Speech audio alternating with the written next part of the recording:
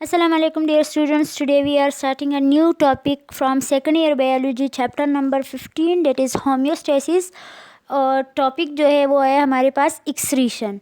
ठीक है, आप लोगों ने यकीनन अपने मैट्रिक्स में डिस्कस किया होगा, एक्सक्रीशन के बारे में पढ़ा होगा कि एक्सक्रीशन का मतलब क्या होता है. तो एक्सक्रीशन का मतलब होता है वेस्ट मटेरियल को बॉडी से रिमूव करना. जो भी मेटाबॉलिक वेस्ट जो मेटाबॉलिज्म की ड्यूरिंग कोई इंटरमीडिएट्स बनते हैं या कोई भी जो वेस्ट बनता है उसको अपने बॉडी से रिमूव करना, that is known as excretion. ठीक है, द मैकेनिज्म्स विच एलिमिनेट और remove metabolic waste, specially nitrogenous waste. Metabolic waste वो वेस्ट होता है which are form during metabolism. Nitrogenous waste जो है जो हमारे लिए नुकसानदा होता है तो उसे रिमूव करना हमारी बॉडी से ज़रूरी होता है, तो उसका ज़िक्र स्पेशली किया जाता है. अब अगर हम बात करें लिपिड्स और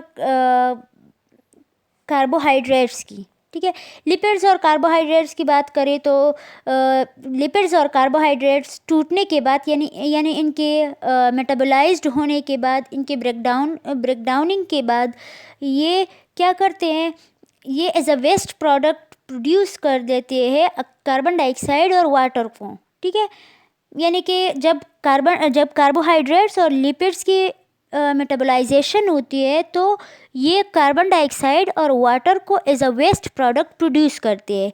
जबकि हमारे पास प्रोटीन और जो न्यूक्लियर प्रोटीन है ये नाइट्रोजीनियस वेस्ट को डिफरेंट फॉर्म में प्रोड्यूस करते हैं, that is urea, ammonia and uric acids. ठीक है, आपके पास नेक्स्ट जो डिटेल टॉपिक है that is excretion in plants. ठीक है, अगर हम प्लांट्स में एक्सक्रीशन की बात करें तो यकीनन प्लांट्स के बॉडी से वेस्ट मटेरियल्स को रिमूव करना, डेट इज़ एक्सक्रीशन.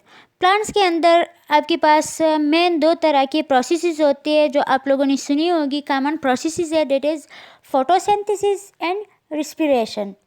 ठीक है, तो फोटोसिंथेसिस में आप लोग जानते हैं कि वाटर और कार्बोहाइड्रेट को in the presence of sunlight glucose बनाया जाता है और साथ में ऑक्सीजन और water as a waste product बनते हैं. यानी यहाँ पर आपके पास वेस्ट प्रोडक्ट वाटर और ऑक्सीजन, जबकि रिस्पिरेशन में इसके उलट प्रोसेस होता है. अब यहाँ पर क्या होता है कि जो कार्बन डाइऑक्साइड और वाटर है ये as a waste product body से रिमूव किया जाता है. यानी वाटर दोनों में, रिस्पिरेशन में भी और फोटोसिंथेसिस में भी, इन दोनों में एज अ वेस्ट प्रोडक्ट होता है. ठीक है, इसके अलावा और भी बहुत सारे प्रोसेसेस इनके अंदर ऐसे होते हैं जिसमें वाटर और carbon dioxide as a waste product बन रहे होते हैं प्लांट्स के अंदर. अब इन प्लांट्स ने अपने बॉडी से रिमूव करना होता है.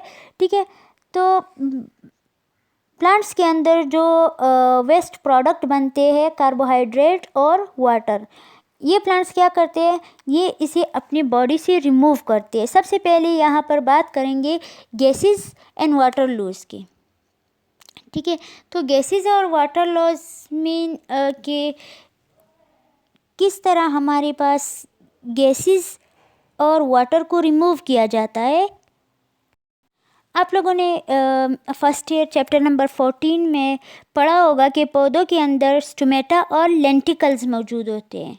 ठीक है, लेंटिकल्स और स्टोमेटा प्रेजेंट होते हैं और स्टोमेटा का काम क्या होता है, ट्रांसपायरेशन करना. ठीक है, ट्रांसपायरेशन करना, गैसेस एक्सचेंज रेगुलेट करना between environment and plant body.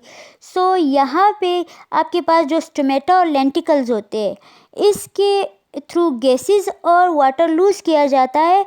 और दूसरा है ट्रांसपायरेशन. ठीक है, ट्रांसपायरेशन के बारे में भी स्टूडेंट्स आप लोगों ने डिस्कस किया होगा.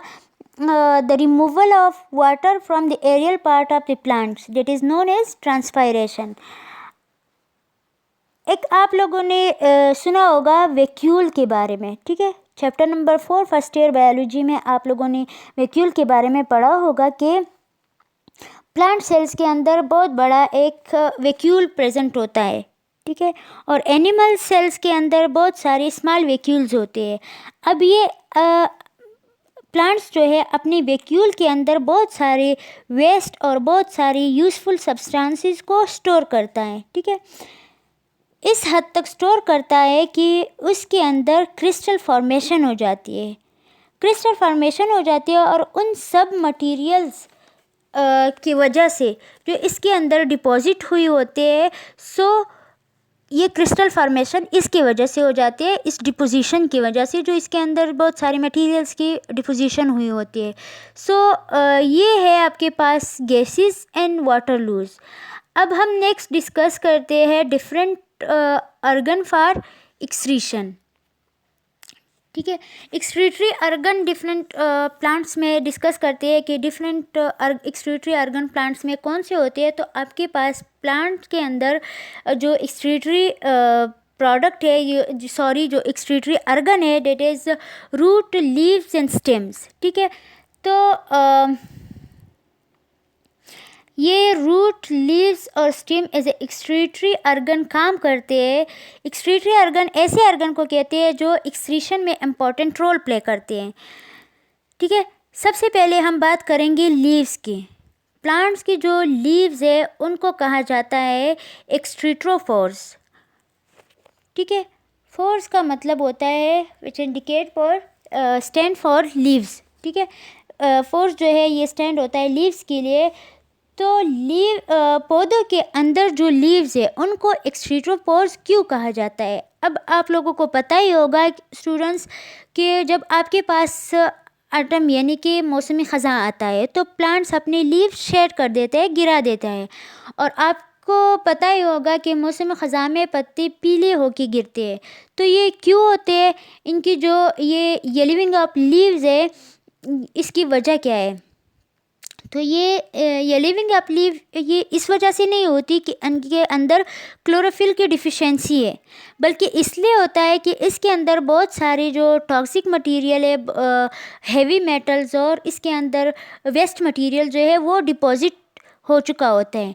अब जैसे ही इसके अंदर ये डिपॉजिट हो जाते हैं, ये डिपोजिशन हो जाती है और जैसे ही मौसम ख़ज़ां आती है तो उनको मौका मिलता है अपनी लीव्स शेड करने का, ठीक है। और वो वेस्ट मटेरियल जो इस लीव के अंदर होता है तो वो शेडिंग की वजह से उससे छुटकारा पा लेती है। सो इसलिए हम कहते हैं कि there leaves are excretopores. Leaves which perform excretion is called excretopores leaves. दूसरा है स्टेम, ठीक है। स्टेम के अंदर आप लोग जानते ही है कि दरमियान में मौजूद होता है वुड और साइड्स में होते हैं बार्क्स, ठीक है। इसके दरमियान में होता है वुड और इसकी जो साइड्स है यहाँ इसे कहते हैं बार्क्स। बार्क्स, अब स्टूडेंट्स से ये जो बार्क होता है ये होता है फ्लोएम, और फ्लोएम आपको पता ही है कि इसका फंक्शन क्या होता है, ट्रांसपोर्टेशन ऑफ फूड करता है। और जो अंदर वुड होता है डेट इज़ जाइलम, और जाइलम का काम भी आप लोग को पता है कि क्या होता है, that is the transportation of water. अब बच्चों जाइलम के अंदर आपके पास चैनल्स मौजूद होते हैं, जैसे वेजल्स, ट्रिकाइड्स इसके अंदर मौजूद होते हैं। अब जब स्टूडेंट्स आपके पास इनके अंदर आप लोगों ने नोट किया होगा कि लकड़ी जो होती है वो दरमियान में से गहरी होती है और साइड से लाइट होती है, ठीक है। अब दरमियान में से गहरी क्यों होती है, दरमियान में से वो इस वजह से गहरी होती है क्योंकि दरमियान में जाइलम टिश्यू जो है वो नॉन फंक्शनल हो जाती है। सो नॉन फंक्शनल होने की वजह से उनको कोई काम तो करना नहीं होता, वाटर ट्रांसपोर्ट तो करनी नहीं होती। सो इसके अंदर पौधे क्या करते हैं, अपना वेस्ट मटेरियल डिपॉजिट करते रहते हैं, ठीक है, ताकि इसके थ्रू वो अपना वेस्ट मटेरियल बाकी पार्ट्स जो बाकी पार्ट्स है, जो फंक्शनल पार्ट्स है, उससे लेके यहाँ पे अपने नॉन फंक्शनल जो जाइलम टिश्यूज़ है इसके अंदर अपने वेस्ट मटेरियल को स्टोर करके रखते हैं, ताकि जो और पार्ट्स है उसमें डिस्टर्बेंस ना हो, ठीक है। मतलब ये कि इसका जो वेस्ट मटेरियल बाकी पार्ट से अपने लाके अपने नॉन फंक्शनल पार्ट में जोड़ता रहता है ताकि और कहीं डिस्टर्बेंस ना हो। सो यहाँ पे ये अपने नॉन फंक्शनल जाइलम टिश्यूज़ के अंदर वेस्ट मटेरियल को स्टोर करके रखते हैं। तभी दरमियान में से ये लकड़ी जो है वो ब्लैक कलर की होती है या डार्क इन कलर की होती है। दूसरा यहाँ एग्ज़ाम्पल है ब्लू बेल्स का। ठीक है, आपके पास वो पौधे होते हैं ब्लू बेल्स जो अपने बल्ब्स को ज़मीन के अंदर ही छोड़ देते हैं। ऐसा क्यों होता है? ये बल्ब्स ज़मीन के अंदर क्यों छोड़ते हैं? बल्ब्स होता क्या है? तो बल्ब्स आपके पास अंडरग्राउंड स्टेम ही होती है जो ये अंदर ही छोड़ देते हैं। ऐसा क्यों करते हैं? क्योंकि इनके अंदर नाइट्रोजीनियस वेस्ट, बाकी जो वेस्ट प्रोडक्ट है पड़ी हुई होती है। सो इसको ये ज़मीन के अंदर ही रिलीज़ कर देती है ताकि ख़ुद इससे छुटकारा पा सके। ठीक है, लास्ट में आती है आपके पास रूट्स।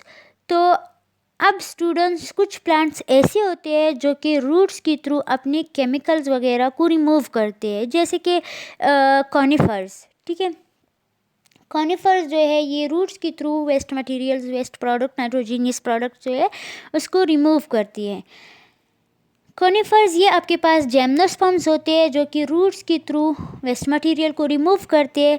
और अगर हम बात करें इनमें कि वेस्ट मटेरियल की क्या यूजेस होती है, तो इसकी अहमियत क्या होती है, इसकी यूजेस क्या होती है पौधे के अंदर, तो सबसे पहले वाटर, जो कि टर्जर करके रखते हैं, जो कि टर्जर प्रेशर को मेंटेन करके रखते हैं। ठीक है, और आपको पता ही है कि टर्जर प्रेशर की वजह से जो पत्ते होते हैं वो विल्ट नहीं होते और वो अपने ओरिजिनल शेप में रहते हैं। और अगर टर्जर प्रेशर लूज़ कर दिए तो जो प्लांट्स है, जो उसकी लीव्स होते हैं वो विल्ट हो जाते हैं, मुरझा जाते हैं। ठीक है, दूसरा है केमिकल वेपन्स। सो जो इनके अंदर, रूट्स के अंदर जो केमिकल मौजूद होते हैं वो केमिकल वेपन्स के तौर पर यूज़ करते हैं, यानी कि अगेंस्ट कंपिटिटर्स जो इनके ऊपर कोई अटैक करने लगे तो इनके अगेंस्ट ये उसको वेपन के तौर पर इस्तेमाल करते हैं ताकि उन पे अटैक ना करे। जैसे इंसेक्ट्स हो गए, फंगल अटैक्स हो सकता है। सो इससे बचने के लिए chemical weapons is a chemical weapons इस्तेमाल करते हैं। ठीक है, और जो पत्ती गिरी हुई होती है तो आप स्टूडेंट्स, आप लोग जानते ही है कि इसके अंदर जो वेस्ट मटेरियल है तो उसके साथ साथ बहुत सारे मिनरल्स भी आ रहे होते हैं। ठीक है, तो वो मिनरल्स जो होते हैं वो एक्चुअल में उसको अपने जो अपनी ज़मीन के फर्टिलिटी को दोबारा से रीगेन की जा सकती है। ठीक है, इस मिनरल्स के थ्रू अपनी ज़मीन की जो फर्टिलिटी है उसको रिगेन की जा सकती है। सो ये सॉइल फर्टिलिटी इंक्रीज़ करते हैं ये वेस्ट मटेरियल या वेस्ट प्रोडक्ट्स। ठीक है, and it is all about our today lecture. Thank you so much.